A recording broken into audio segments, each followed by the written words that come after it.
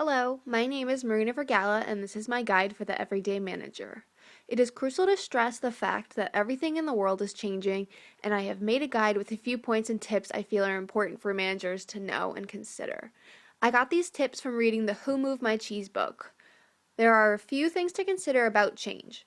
Everything is, was, and will change. The ones I will mention deal with change with companies, people, plans, ideas, emotions, and the pace of change. First off, it is important to have a plan.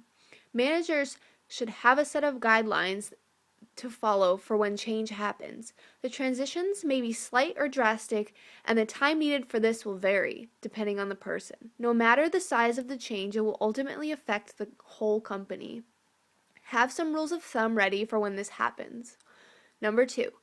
Don't assume you are safe in any position. Not all companies have safety nets set up for their employers, and not all projects are going to succeed.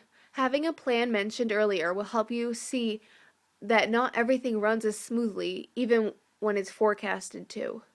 Number 3, be aware of the changes around you. Being aware of nature is simple enough because it goes on around us all the time. Living in New England states, you see trees changing throughout 4 seasons. If you're aware of this, then congratulations, you have noticed a change. Noticing changes as managers in the office is just as important. Always be on the lookout for new technology changes. Technology over the past 20 years has evolved the way people shop, think, and act. Also be aware of employee changes. If employees are getting lazy, then you need to motivate them or have your boss speak to them to get them back on track. I like this picture of a football quarterback because he relies on his job to watch the changes on the field before he tosses the ball. His teammates are constantly moving and he needs to be aware of that to make the plans work or the plays work in order to win the game or just score some touchdowns. If coworkers are being laid off, then this means you need to display your A game to prove your worth to the company. Number 4, don't fear change. Any drastic changes made to a company or to a project have already been made, so have no fear and embrace it. Fearing this change will only put you in a bitter position to get along with the company and the decisions they have made. Number 5, help encourage others who may be afraid of change. It's always a friendly thing to lend a hand. Not everyone works at the same pace and may be intimidated or scared to take new leaps. It's always nice to offer help to keep the company on track. If you are someone who finds yourself behind the curve, then don't be afraid to ask for help. Number 6, stay focused on the goal for the company. Many companies offer goods and services that are meant to better the average consumer. As a manager, you need to make sure your employees are also focused on benefiting their customers. This would also be a change to reiterate the plan if you see some employees are getting unfocused. Number 7, make sure the company is on the same page. Every now and then, you get an employee who takes matters into their own hands, whether it's a project, an idea, or a concept. As a manager, you need to remind them of teamwork and their role in the company. Making sure everyone is on the same page will undoubtedly ensure better quality of the work from the individuals within the company. It is important to keep all the employees on the same loops and keeping them up to date with transitions. Number 8, don't allow your emotions and beliefs complicate quick decision making. We all go through our own individual changes in life that sometimes may complicate your work or quality of your work. Keep your cool and people will most likely look up to you and respect you. Employees' moods, emotions, and overall dispositions have an impact on job performance, decision-making, creativity, turnover, teamwork, negotiation, and leadership. That is it for my manager's guide. The next thing I will speak about is the fact that I created a separate guide for an individual, and this may help them adapt to change outside of the workplace. Number 1, know what you want in life. Having long and short-term goals for your future gives you a head start in conducting yourself. Knowing some big general things you want to achieve, strive for, or attempt give a person a more stable sense of being. Find things that interest you. It could be money, love, success, or something more short-term like buying a new car. Number 2, make a plan but keep it simple.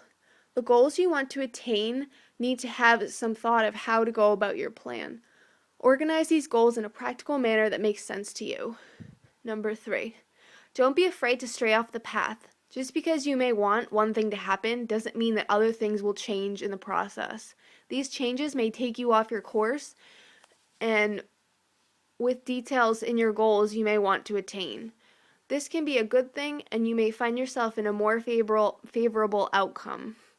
Sometimes you may be faced with decisions that make you stray off your initial goals, and this would be taking a risk, and which ultimately would alter the plan. Risks keep you on your toes, and they help you adjust to different scenarios quicker. Number 4, embrace new ideas. Accepting change is one thing, but always being open to it is another. Unexpected changes like loss of a job, car failures, and something huge like having an unplanned child seems unfair at times, but you might want to as well have a positive attitude and take whatever curveball life gives you. Being upset and worrying and denying the change at first can lead to health problems and bitterness.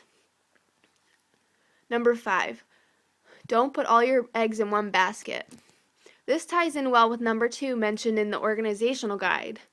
Just the fact alone that gives change means that you should not invest all your time, money, energy, and resources into just one thing. And it also means not to be too dependent on one thing on its own. Staying diversified and open to new methods can broaden your outlook on change in life. And lastly, number 6, stay focused on the bigger picture and never give up. This ties in with number 6 mentioned in the organizational guide. Having those goals in place ensures that you are determined to really want something out of life, because things can change all the time, and it is important to keep your mind on a positive outlook. No matter how hard things may seem or how hard they get, it is important to roll with the punches and keep moving forward.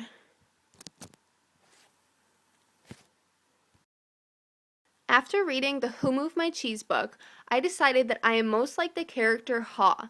Haw was the most curious character in the whole story. He and I are very similar. In the beginning of something, I usually get comfortable with the things going on around me, and I can easily be persuaded to think the same way as somebody else. And sometimes I let somebody else make my decisions for a while. Over time, I can get annoyed with somebody not dealing with change well, and I will follow my own path. In some cases, this will benefit me very well. Sometimes you just have to go out with an open mind and figure things out for yourself. Haw did the exact same thing. He went to see if the maze had more to offer. No matter how far he traveled, he still stayed persistent to find more. When I am faced with a problem or situation that seems to be near impossible, I try never to give up.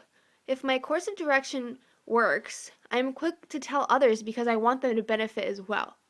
Haw did the exact same thing.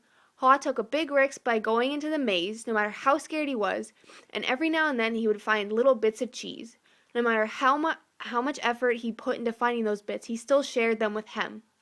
This is another striking similarity between us. We are very similar. Here is a list of things I found the most important from the guide I had made. The first one is don't be afraid of change. It is inevitable. Some changes are better than others, but we have to be willing to adapt. Next is know what you want in life. This is a tough topic to try and summarize, but I have a few big goals that I want to maintain. Being happy and seeing myself doing things that make me happy is utmost important. I picked a major in school that I am happy with, and I can see myself happy with a job in the marketing field. When it comes to money, I know it does not buy me personal happiness, but only material things that help me out once in a while. My belief in God plays a big role in my attitude towards life as well. And lastly, stay focused on the bigger picture and never give up. I have goals in life that I strive to achieve. My biggest goal at the moment is graduating in May 2012. My distant future goals are to get a stable job, maybe get married, and maybe have children. I try not to project my life too far in the future or get too detailed because nothing is ever 100% certain to happen. When I do this, I feel I am not setting myself up with high expectations and big disappointments in the end. To me, never giving up means to not quit on life. It is easy to get frustrated and want to just have fun, but there is a time for work and a time for play. Thank you. That's the end of my presentation.